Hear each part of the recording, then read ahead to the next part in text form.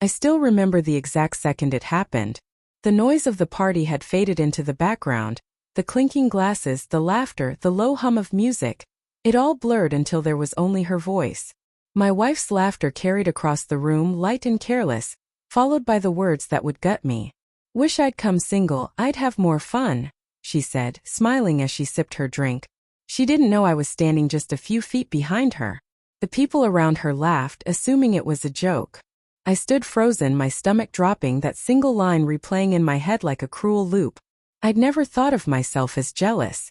In the 7 years we'd been together, I trusted her completely. But that night, in the middle of a crowded room filled with our friends and her coworkers, something cracked inside me. She said it too casually, too easily, like it wasn't the first time the thought had crossed her mind. When she finally turned and noticed me, her smile faltered. "Oh hey babe," she said, brushing it off. "We were just joking around." I nodded, pretending it didn't sting. Pretending that my chest wasn't tightening, that I wasn't wondering why she'd want to be single at all. The rest of the night crawled by.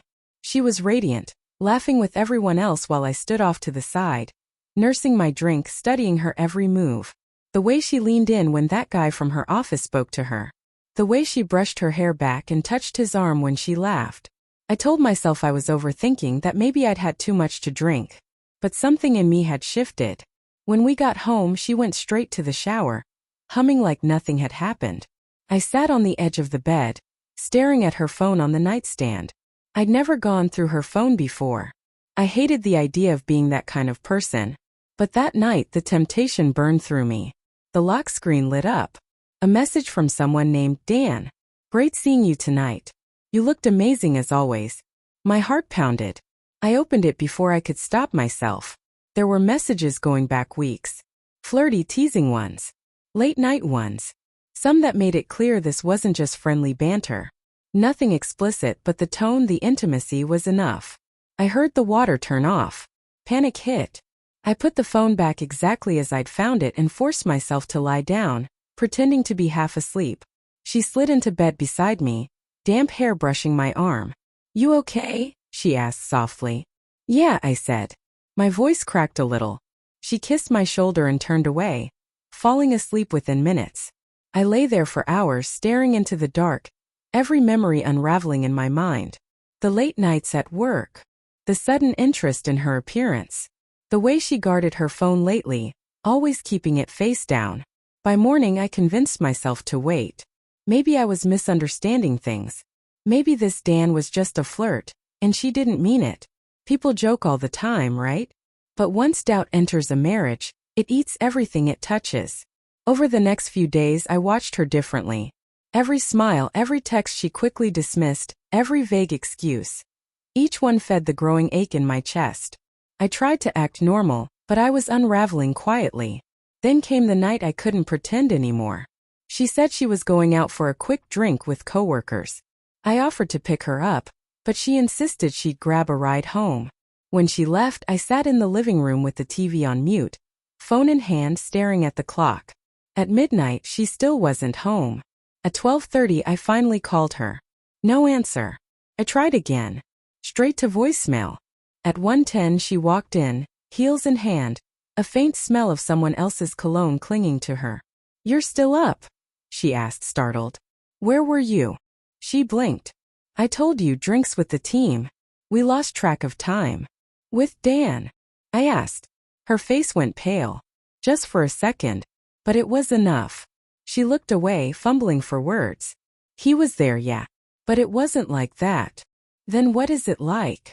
My voice broke, years of love straining against disbelief. She didn't answer. Just sat down and stared at the floor. The silence stretched so long it felt like something inside me was dying. When she finally spoke, her voice was small. "It started as nothing. Just talking. He listens to me, that's all. I didn't mean for it to get this far." "How far did it get?" Her eyes filled with tears. "Not physical," she whispered. "But I don't know. Maybe it's worse that way."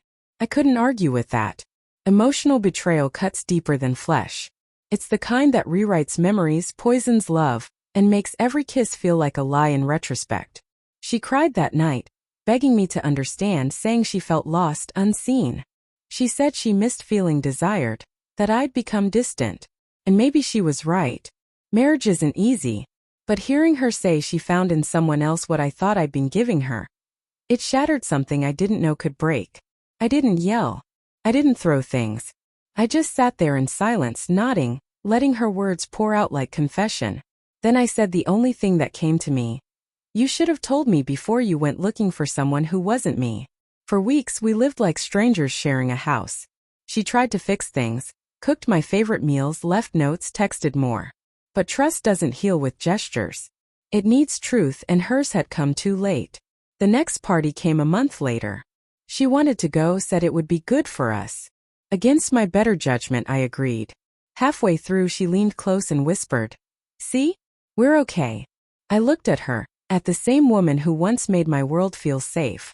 Then I remembered that night, her voice floating through the noise, "Wish I'd come single. I'd have more fun." I smiled, but this time it wasn't out of love. It was the calm that comes after finally deciding something. When someone asked how long we'd been married, I said, 7 years. But tonight I think we're finally done pretending it still means something. Her smile faded instantly. The color drained from her face. The room went quiet around us. I didn't shout. I didn't make a scene. I just set my drink down and walked out. On the drive home I didn't feel angry anymore. Just empty, like a house after the last light's been turned off. Love doesn't always end with hatred. Sometimes it ends with understanding that you've been trying to hold on to something already gone.